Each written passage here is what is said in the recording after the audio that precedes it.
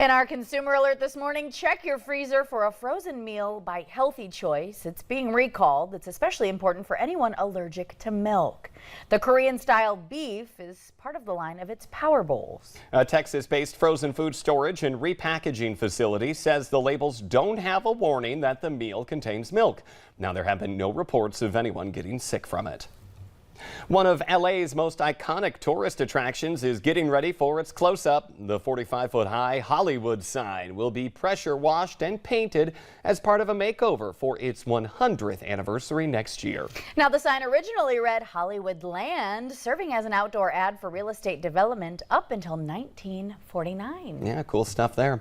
Well, let's see how people are responding now to that question of the morning on Facebook. Our question today is 71% of millennials say they would be willing to take a pay cut if they could have this at work. Here are some of your answers. Lori says childcare. That makes a lot of sense. Kim says free health insurance. And Kath says a Starbucks coffee shop. And I got to tell you, that would be pretty nice to have around here. Oh, yeah, I would. That would rank pretty high. To leave your response, head on over to our Valley News Live Facebook page where we post this question every Monday through Friday. We'll be back with the correct response a little later on.